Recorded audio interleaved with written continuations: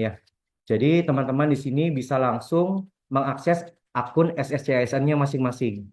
Jadi bagi teman-teman yang sudah dinyatakan lulus maupun kasubag umum yang mungkin akan memonitoring proses pengisian daerah ini, dipersilakan masuk ke akun-akun peserta. Di sini saya mencoba untuk meminjam salah satu akun peserta P3K atas nama Ibu Ayuning Tias dari DPM PTSP. Setelah masuk, nanti akan muncul resume pendaftaran seperti ini. Resume pendaftaran seperti ini bagi peserta yang lulus akan muncul notifikasi seperti ini. Selamat, Anda lulus seleksi P3K 2024. Tahapan selanjutnya adalah pengisian DRH atau daftar riwayat hidup bagi peserta yang lulus dan diusulkan. Dan otomatis bagi peserta yang dengan status R2 dan R3 tanpa garis miring L, itu tidak akan muncul seperti ini dan kita tunggu informasi selanjutnya. Bagi peserta yang sudah dinyatakan lulus, di sini BKN masih memberikan kesempatan untuk jika teman-teman di sini mengundurkan diri. Namun kita harap tidak ada karena kita semua sudah melalui prosesnya dengan cukup baik dan semoga tidak ada yang mengundurkan diri pada tahap ini. Namun jika memang ada kepentingan-kepentingan lainnya tidak bisa dijabarkan satu persatu, dipersilahkan untuk jika ingin dipersilakan untuk mengundurkan diri dengan mengunggah surat keterangan dari pengunduran diri sebagaimana terlampir dalam pengumuman yang tadi saya sebutkan. Jika teman-teman di sini ingin melanjutkan, maka silakan dipilih untuk tombol ya ini dan juga klik pengisian daftar riwayat hidup. Namun sebelumnya perlu dipahami dan juga perlu dicermati oleh rekan-rekan sekalian bahwa di sini telah tersedia buku petunjuk pengisian daftar riwayat hidup di mana teman-teman semuanya di sini bisa bisa mengunduh eh, buku petunjuk pengisian DRH-nya dengan mengklik tombol tersebut. Dan juga untuk selanjutnya, saya tidak akan membuka akun ini karena datanya di sini sangat sensitif dan sangat rahasia, sehingga saya akan menjelaskannya yaitu melalui buku petunjuk pengisian DRH-nya saja. Nah, dan sekarang di layar Bapak dan Ibu semuanya sudah tampil PDF buku petunjuk pengisian daftar riwayat hidup. Di sini untuk tahunnya masih 2023, namun setelah kita konfirmasi kepada BKN, dokumen ini masih dinyatakan valid dan sesuai dengan kondisi terkini daripada SSCSN. Langsung saja kita eh, baca bersama-sama. Setelah teman-teman memastikan untuk terus melanjutkan proses penetapan NIP ini, silakan klik tombol ya dan melakukan klik juga pada tombol pengisian daftar riwayat hidup. Lalu nanti akan muncul seperti ini.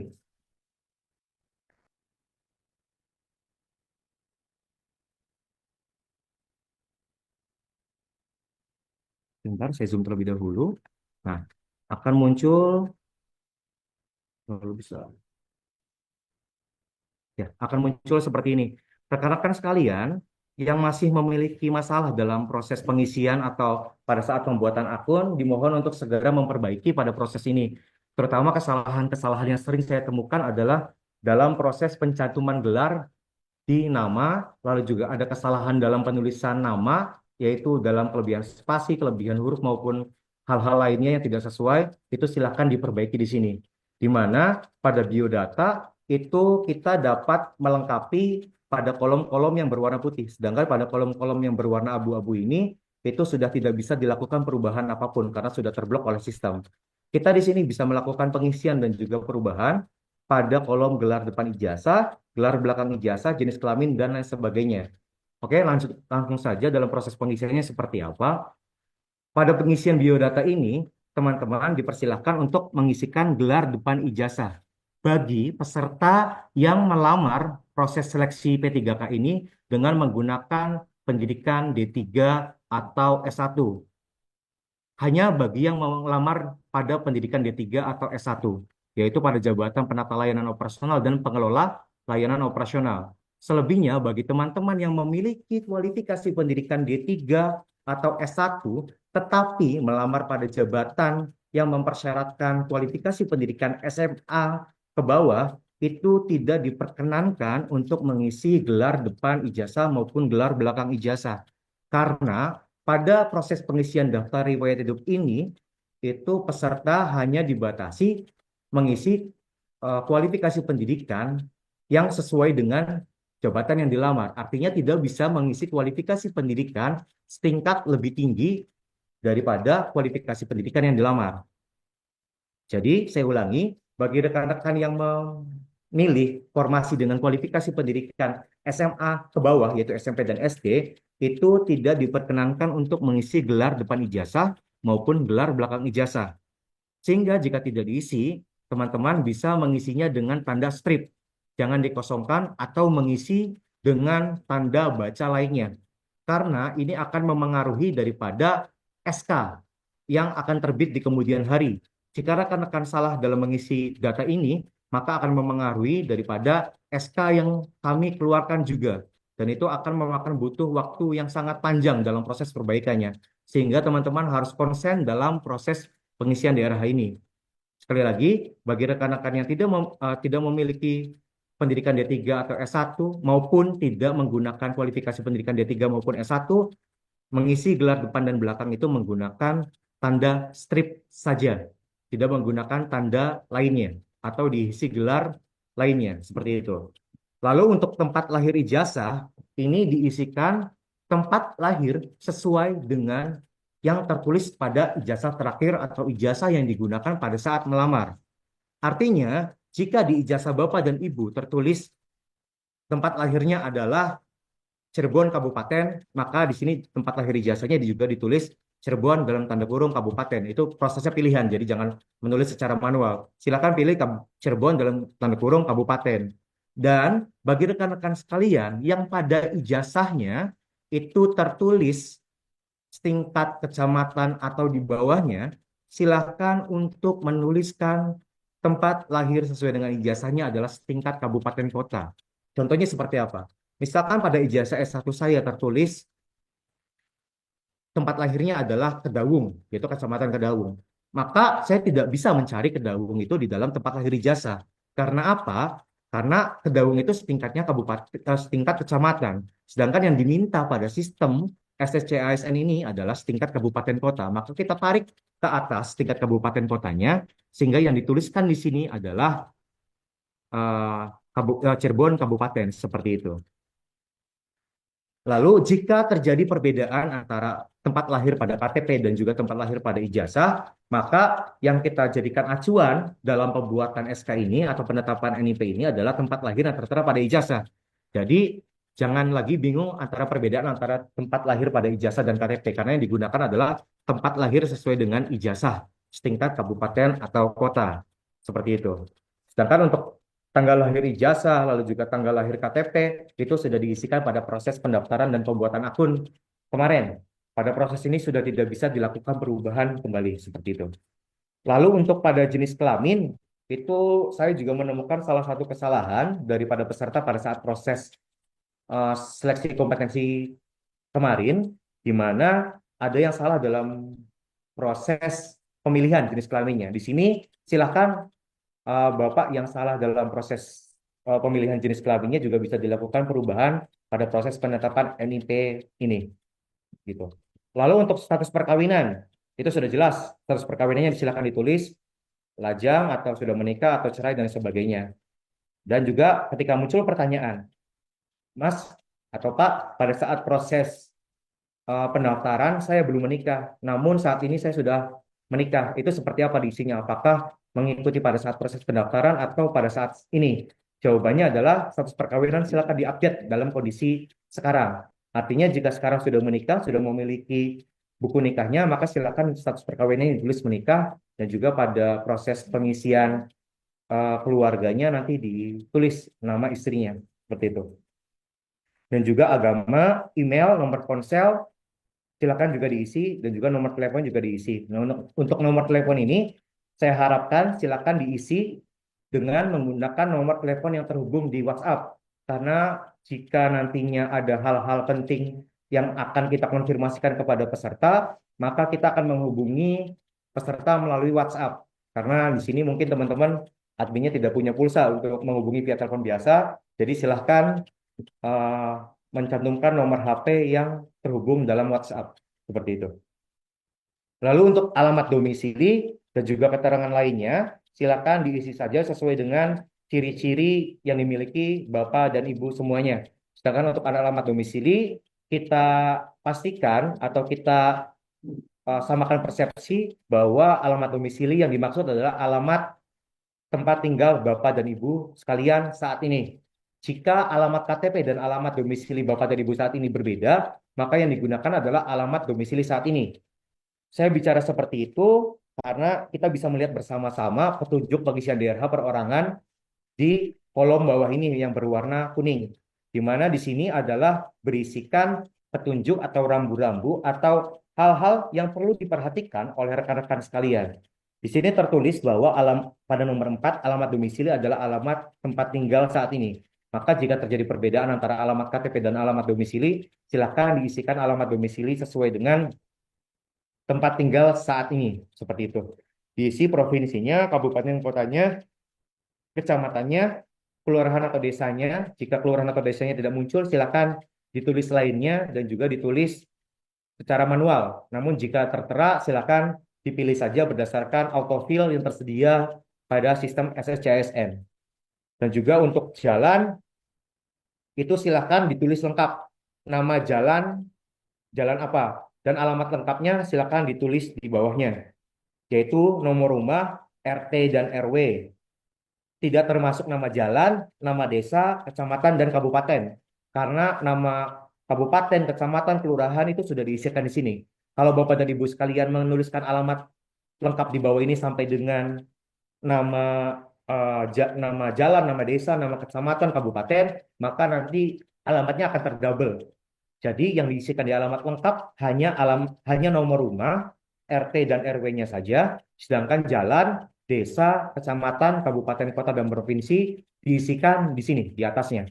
Jangan diisikan double, karena nanti akan bermasalah dalam pengunduhan data dari kami, seperti itu. Dan juga untuk keterangan lainnya silakan diisikan sesuai dengan ciri Bapak dan Ibu semuanya, ciri fisik dari Bapak dan Ibu semuanya. Sedangkan untuk keterangan atau hobi silakan diisikan. Jika tidak memiliki keterangan atau hobi bisa ditulis dengan tanda strip. Seperti itu. Jika sudah selesai, silakan isikan dengan captcha yang tertera di sini untuk melanjutkan proses selanjutnya. Lalu untuk selanjutnya adalah pada pendidikan. Di mana pada pendidikan ini, Bapak dan Ibu semuanya silakan mengisikan riwayat pendidikan dari mulai terendah sampai dengan tertinggi. Untuk pendidikan yang digunakan pada saat melamar, itu tidak perlu diisikan lagi karena sudah otomatis tersedia pada SSCSN. Bapak dan Ibu hanya perlu untuk menambahkan keterangan-keterangan lainnya yang perlu dilengkapi. Sedangkan untuk lainnya itu sudah tersedia. Dan untuk ijazah SD sampai dengan sebelum kualifikasi pendidikan yang dipilih, silakan untuk dilengkapi dari mulai tingkat pendidikan terendah sampai dengan tingkat pendidikan tertinggi. Seperti itu.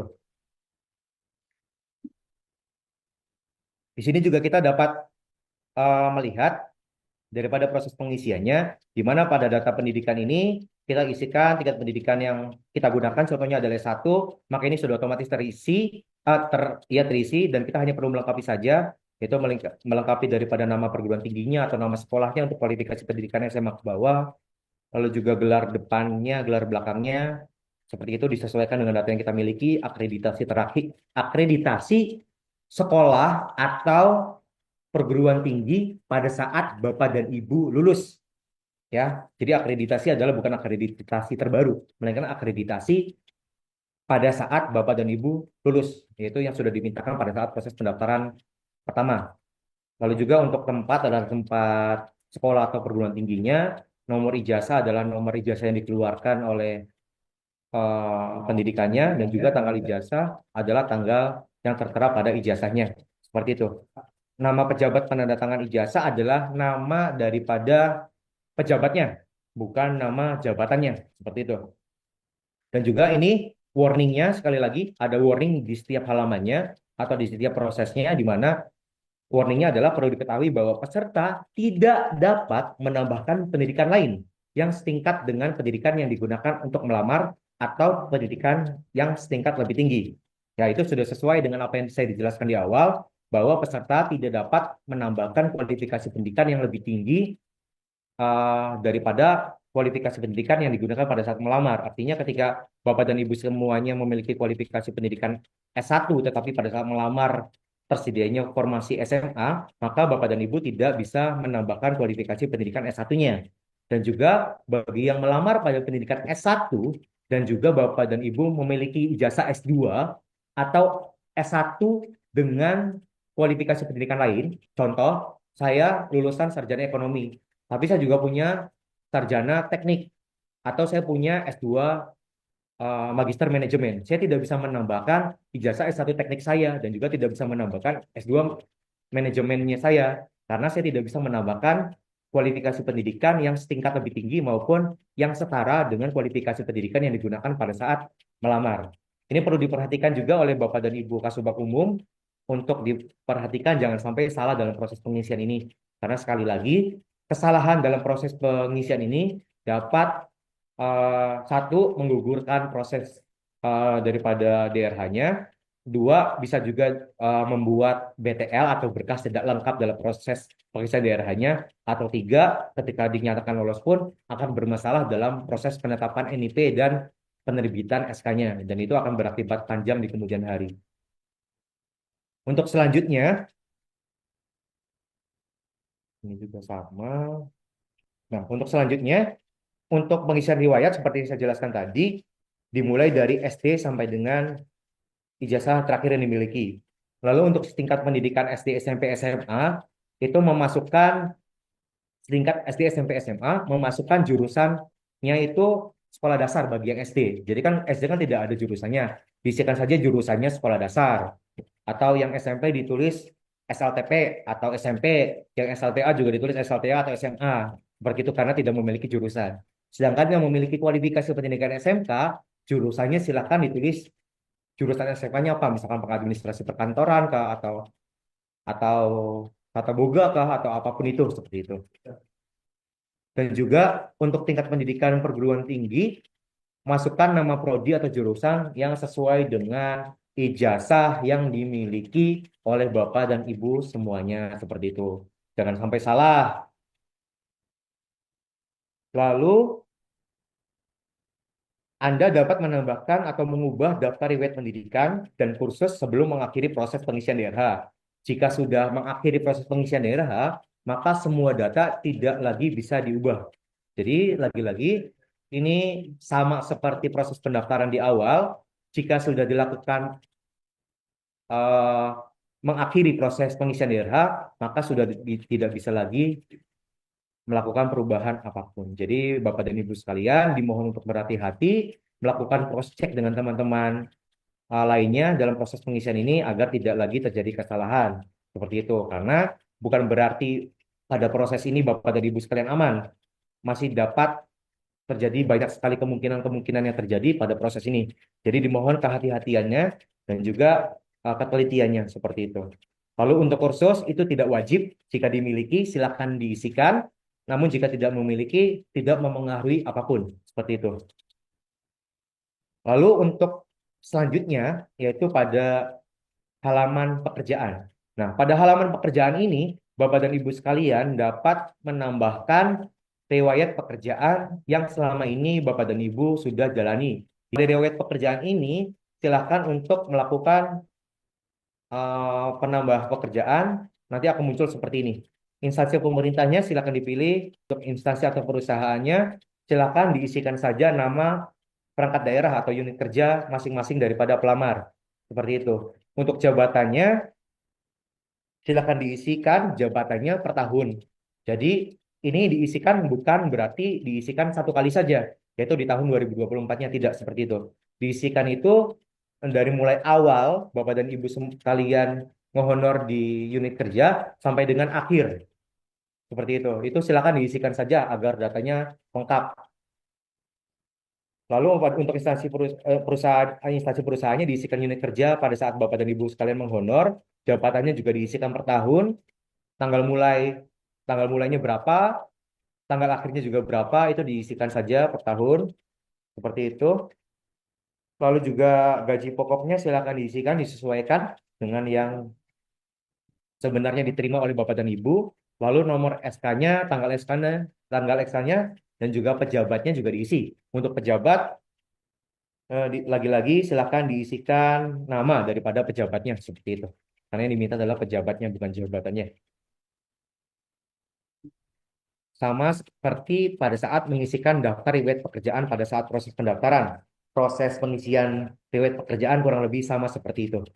Lalu untuk riwayat penghargaan, lagi-lagi silakan itu opsional. Jika memiliki silakan diisikan, namun jika tidak juga tidak jadi masalah. Namun untuk penghargaan ini diisikan riwayat penghargaan yang sekiranya memang bergengsi. Untuk penghargaan-penghargaan yang sifatnya adalah penghargaan 17 Agustusan atau penghargaan lomba-lomba biasa, ya tidak perlulah diisikan seperti itu. Yang diisikan adalah penghargaan-penghargaan yang mungkin bergengsi saja. Lalu juga untuk prestasi juga silakan diisikan jika memiliki. Kita lanjut untuk selanjutnya adalah tab atau sheet dari keluarga, di mana pada keluarga ini Bapak dan Ibu dimohon untuk mengisikan riwayat daripada keluarga Bapak dan Ibu semuanya. Di mana yang diminta di sini adalah pasangan, yaitu istri atau suami, lalu juga anak bagi yang sudah memiliki, orang tua kandung, yaitu bapak dan ibu, saudara kandung, kakak dan adik, dan juga mertua, baik itu mertua bapak maupun ibu. Seperti itu. Ini juga berlaku bagi teman-teman yang sudah, mohon maaf, yang tadi saya sebutkan bahwa sebelumnya pada saat pendaftaran belum menikah, sekarang sudah menikah. Nah, ini silahkan diisikan di sini. Begitu pula, mohon maaf, apabila sudah ada yang cerai, ini juga silakan dapat diisikan nama pasangannya. Namun statusnya nanti disesuaikan. Jika sudah bercerai, silakan statusnya diisikan sesuai dengan keadaan saat ini. Jika sudah bercerai, tulis bercerai hidup atau bercerai mati. Jika menikah, tulis menikah dan sebagainya. Silakan dilengkapi saja. Seperti itu. Sedangkan bagi bapak dan ibu, mertua, pasangan, adik kakak, mohon maaf lagi, jika sudah meninggal, silakan untuk tetap diisikan. Hanya saja nanti untuk prosesnya meninggal atau masih hidupnya silakan diisi di kolom status hidupnya. Apakah sudah meninggal atau masih hidup seperti itu. Sedangkan untuk jika pasangan orang tua, mertua dan lain sebagainya adalah berstatus sebagai PNS, biasanya nanti dimintakan NIP-nya. NIP-nya untuk dilengkapi seperti itu. Pasangan juga jika adalah seorang ASN, silakan diisi NIP-nya karena ini akan memengaruhi proses penggajiannya seperti itu.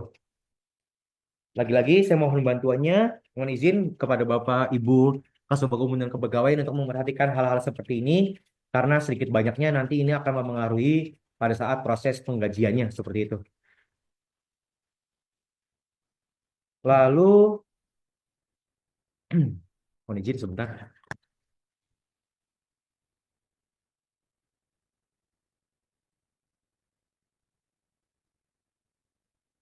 Lalu untuk riwayat organisasi, itu jika Bapak dan Ibu sekalian aktif dalam organisasi, silakan diisikan. Namun lagi-lagi ini bukan merupakan sebuah hal yang wajib, sehingga jika memiliki atau tidak memiliki tidak akan memengaruhi apapun. Yang wajib adalah kolom di bawahnya yaitu keterangan lain-lain.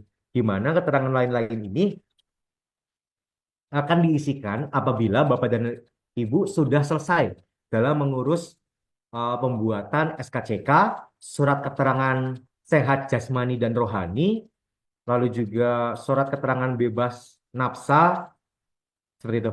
Jadi nanti akan diisikan daripada nomor suratnya, lalu juga tanggal suratnya, nama pejabat penandatangannya, dan juga nama dokternya, dan sebagainya. Ini juga perlu dipahami bahwa di sini ada keterangan-keterangan yang perlu diperhatikan. Yang bertanda kuning ini bukan hanya sekedar tulisan yang tanpa arti ya Bapak dan Ibu. Sekali lagi saya mohon ketelitian, kecermatan, waktu luangnya juga untuk membaca daripada petunjuk pengisian ini. Karena ini sangat membantu Bapak dan Ibu semuanya dalam proses pengisiannya. Jadi sebenarnya tanpa harus menanya ke pihak BKPSDM pun, jika Bapak dan Ibu semuanya membaca daripada buku petunjuk ini, insya Allah 90% daripada pertanyaan Bapak dan Ibu sudah akan terjawab pada buku petunjuk ini. Seperti itu. Di mana pada pengisian keterangan lain-lain di sini sudah dijelaskan bahwa untuk pengisiannya itu Jika nomor nomor surat keterangan sehat jasmani dan rohaninya berbeda, silakan diisikan. Diisikan dengan diberi tanda garis miring. Namun jika sama, hanya nomor suratnya saja. Bila Anda memiliki lebih dari satu keterangan sehat, yaitu jasmani atau rohani, dengan nomor yang berbeda, maka masukkan semua nomor surat dan dipisahkan dengan tanda garis miring. Hanya nomor surat tidak perlu dijelaskan yang mana nomor surat keterangan jasmani atau surat keterangan sehat rohaninya juga. Dan juga bila Anda memiliki lebih dari nomor surat kesehatan jasmani dan rohani dengan dokter yang berbeda, maka masukkan semua nama dokter penanda tangan dengan dipisah dengan tanda garis miring. Hanya nama dokter tanpa gelar ataupun jabatan. Seperti itu. Bila Anda memiliki lebih dari satu surat kesehatan jasmani dan rohani dengan tanggal berbeda, maka masukkan tanggal pada surat keterangan sehat jasmani. Artinya seperti apa? Jadi nanti apabila Bapak dan Ibu selesai dalam melaksanakan ujian atau tes kesehatan jasmani dan rohani, nanti Bapak dan Ibu akan menerima biasanya 2 surat atau 3 surat dengan surat keterangan bebas nafsanya. Di mana surat keterangan sehat jasmani dan rohani biasanya memiliki nomor surat keterangan sehat yang berbeda-beda dan juga nama dokter yang berbeda-beda dan juga tanggal, kalau tanggal mungkin sama atau juga bisa juga berbeda. Nah, jika nama dokternya berbeda, itu silakan diisikan keduanya dengan dipisahkan dengan tanda garis miring. Jika nomor suratnya berbeda, itu silakan diisikan keduanya dengan dipisahkan dengan tanda garis miring. Atau jika sama, ya udah ditulisnya hanya salah satunya saja. Seperti itu. Sedangkan untuk tanggal suratnya jika sama, ya udah tidak ada masalah. Silakan ditulis dengan tanggal suratnya. Namun jika berbeda, itu yang dituliskan adalah tanggal pada surat keterangan sehat jasmaninya saja. Seperti itu. Sedangkan untuk dokter, nama dokternya itu silahkan diisi nama dokternya saja. Di sini tadi dijelaskan bahwa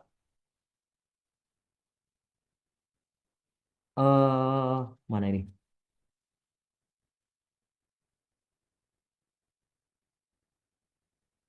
Ya, jika nama dokter itu diisikan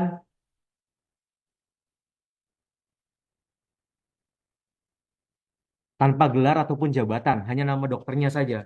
Di sini pada contoh ditulis Dokter Suprapto. Namun eh, di sini dimintakan untuk tidak menggunakan nama gelar. Jadi silakan ditulis Supraptonya saja. Lalu juga untuk nama pejabat penandatangan surat keterangan SKCK-nya hanya ditulis namanya saja tanpa gelar maupun jabatannya apa seperti itu. Begitu pula dengan surat keterangan bebas nafsa juga diisikan sesuai dengan rambu-rambu atau keterangan petunjuk yang terisi yang terdapat pada bawah kolom daripada pengisian keterangan lain-lain tersebut. Lagi-lagi jika sudah, silakan untuk mengisikan captcha yang tertera dan akan diarahkan pada uh, halaman selanjutnya. Ada suara yang bocor tuh. Oh, oke.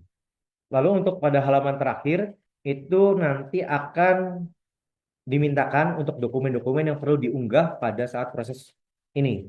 Di mana untuk pada proses ini Bapak dan Ibu semuanya sebenarnya sudah tersedia beberapa dokumen yang pernah dibuat pada saat proses pendaftaran, yaitu surat keterangan pernyataan 5 poin, lalu juga surat ijazah, lalu juga transkrip nilai, surat lamaran, pas foto. Itu adalah dokumen-dokumen yang sudah pernah Bapak dan Ibu semuanya unggah pada saat proses pendaftaran. Nah, dokumen-dokumen tersebut selama masih sesuai dengan ketentuan yang ditentukan oleh BKPSDM, artinya memang sudah sesuai dengan format yang ditentukan, itu silakan bisa digunakan kembali. Artinya bisa dilihat, diunduh, dan diunggah kembali pada proses penetapan ini.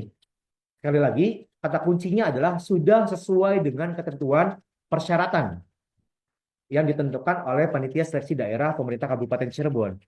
Jika belum sesuai, itu silakan diubah pada kesempatan ini. Kenapa saya bilang jika belum sesuai?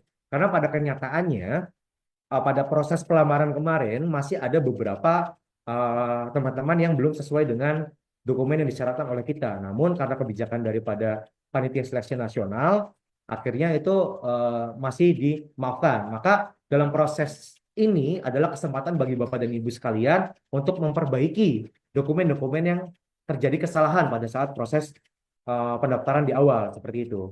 Jadi ini adalah kesempatan terakhir bagi kita dalam memperbaiki segala sesuatu dalam proses pendaftaran dan penetapan NIP ini. Kedepannya, jika ada kesalahan lagi, nanti akan sangat sulit untuk mendapat maaf dari panitia seleksi daerah maupun panitia seleksi nasional. Jadi dimohon kehati-hatiannya dan juga dimohon untuk kecermatannya dalam mengisi uh, dokumen-dokumen yang dimintakan oleh sistem seperti itu. Sedangkan untuk dokumen-dokumen lainnya, yaitu seperti dokumen daftar riwayat hidup, lalu juga surat keterangan sehat jasmani dan rohani, lalu juga bebas nafsa dan SKCK, silakan diurus terlebih dahulu sebelum dilakukan pengunggahan, karena tentu saja Bapak dan Ibu sekalian tidak memiliki dokumen tersebut sebelum diurus. Dan juga perlu diinformasikan kepada rekan-rekan sekalian bahwa SKCK, jika ini garis bawah ya berarti ya, jika sudah memiliki SKCK yang masih berlaku, silahkan untuk digunakan SKCK-nya walaupun keterangannya di situ bukan untuk pemberkasan P3K. Sedangkan bagi rekan-rekan yang belum memiliki SKCK yang masih berlaku, silakan dilakukan pembuatan ulang SKCK-nya di Polres sesuai dengan domisili, bukan domisili, sesuai dengan alamat KTP, wilayah hukum alamat KTP masing-masing pelamar seperti itu. Dengan keterangan pemberkasan P3K. Atau jika memang yang sudah buat SKCK-nya dengan keterangan lain, ya sudah tidak apa-apa, tidak perlu dilakukan perubahan seperti itu. Namun jika yang belum terlanjur membuat, silakan disamakan saja keterangannya dibuat pemberkasan P3K. Begitu pula jika ditanyakan dalam proses pembuatan surat keterangan sehat jasmani, rohani maupun bebas nafsa. Jika ditanyakan keperluannya untuk apa, bilang saja untuk keperluan pemberkasan P3K seperti itu. Sedangkan untuk surat keterangan sehat jasmani, rohani dan bebas nafsa, tanggal tanggal suratnya itu harus dikeluarkan pada bulan Januari 2025. Tidak boleh dikeluarkan di bawah itu. Artinya tidak boleh dikeluarkan pada Desember 2024, apalagi ke bawah. Karena kita meminta adalah surat keterangan sehat yang terbaru. Seperti itu. Menghindari hal-hal yang mungkin terjadi yang kita tidak sama-sama tidak inginkan. Seperti itu yang tidak perlu saya jelaskan. Sedangkan untuk banyak pertanyaan terkait untuk pembuatan surat keterangan sehat jasmani rohaninya itu harus seperti apa? Sebenarnya itu sudah dijelaskan dalam pengumuman kita. Di mana dalam pengumuman kita untuk surat keterangan sehat jasmani dan rohani itu dikeluarkan oleh dokter yang berstatus PNS atau dokter yang bekerja pada unit pelayanan kesehatan pemerintah yang dibuat atau ditetapkan pada bulan Januari 2025. Artinya, teman-teman semuanya itu boleh nih bikin surat keterangan sehat jasmani rohani di semua unit pelayanan kesehatan milik pemerintah. Yang penting dokternya PNS atau minimal dokter tersebut bekerja di unit kesehatan milik pemerintah seperti itu. Namun jika pertanyaannya boleh nggak saya buat surat keterangan sehat jasmani dan rohani di puskesmas? Sepemahaman saya, sepengetahuan saya, mohon koreksi jika pengetahuan saya ini salah, itu tidak bisa mengeluarkan surat keterangan sehat rohani atau surat keterangan sehat jiwa. Karena surat keterangan tersebut, sepemahaman saya lagi-lagi hanya bisa dikeluarkan oleh rumah sakit yang memiliki dokter spesialis kejiwaan seperti itu. Sedangkan untuk bebas nafsa, dipersilakan saja memang jika memang ada unit kesehatan pemerintah selain RSUD seperti Labkesda atau tempat-tempat lainnya bisa mengeluarkan surat tersebut, ya dipersilakan. Namun biasanya rumah sakit itu sudah mengeluarkan paket untuk melakukan pemeriksaan, di mana pemerintah Kabupaten Cirebon sendiri, seperti yang kita ketahui bersama bahwa memiliki RSUD, baik itu RSUD Arjabinangun maupun RSUD Walet. Namun untuk apa namanya pemeriksaan apakah harus di situ dan lain sebagainya, nanti silakan ditanyakan pada sesi tanya jawab untuk nanti bisa dijelaskan oleh Kepala Bidang PPI seperti itu. Lalu untuk proses pengisian DRH-nya, saya pikir itu sudah semuanya saya jelaskan. Di buku DRH juga jika sudah selesai semuanya, sudah diyakinkan bahwa tidak ada lagi file-file yang salah, tidak ada lagi file-file yang tidak sesuai dengan format yang telah ditentukan, tidak ada lagi file-file yang menggunakan acuan eh, dari instansi lain, tidak ada lagi yang tertukar-tertukar, itu silakan untuk diakhiri. Namun lagi-lagi mohon maaf Bapak dan Ibu semuanya, karena proses tahap satu kemarin bukannya bukannya menjadi sebuah pesta yang sempurna bagi kita, masih juga ditemukan beberapa kesalahan, namun karena memang dari pemerintah pusat atau panitia seleksi nasionalnya memberikan kelonggaran untuk yang tahap satu, jadi dimohon untuk lagi-lagi melakukan cross check berulang kali, jangan sampai terjadi kesalahan dalam proses penetapan NIP ini. Seperti itu. Termasuk juga dokumen yang diunggah dan juga data-data yang diisikan tadi. Itu jangan sampai terjadi kesalahan dan juga mohon bantuannya sekali lagi kepada Bapak dan Ibu Kasubag Umum untuk melakukan monitoring dan pengecekan bersama-sama terkait data yang telah diisikan oleh teman-teman daripada tenaga non-ASN yang akan diangkat menjadi P3K ini. Seperti itu. Jika sudah selesai, seperti biasa, akhiri proses pengisian daerah. Seperti itu. Namun, ada lagi satu tambahan yang tadi hampir saya lupa untuk jelaskan, bahwa untuk file scan daftar riwayat hidup ini, itu agak sedikit berbeda prosesnya, di mana Bapak dan Ibu sekalian, itu perlu cetak dan memeriksa kembali daftar riwayat hidup dengan menekan kedua tombol yang ada di bawah. Apabila terdapat kesalahan sebelum mengakhiri proses pengisian DRH, itu dapat melakukan perubahan terlebih dahulu. Seperti itu. Jadi setelah melakukan pengisian daripada daftar riwayat hidup, silakan mencetak DRH perorangan dan juga cetak DRH riwayat. Jadi nanti akan terdapat dua file PDF, yaitu DRH perorangan sama DRH riwayat. Di mana pada DRH perorangan itu berisikan data daripada rekan-rekan sekalian. Nanti di DRH perorangan itu akan muncul seperti ini. Akan muncul seperti ini, yaitu keterangan perorangannya, nama, kabupaten kota, tempat lahir, dan sebagainya. Ini merupakan hasil daripada inputan Bapak dan Ibu semuanya pada saat pengisian di awal.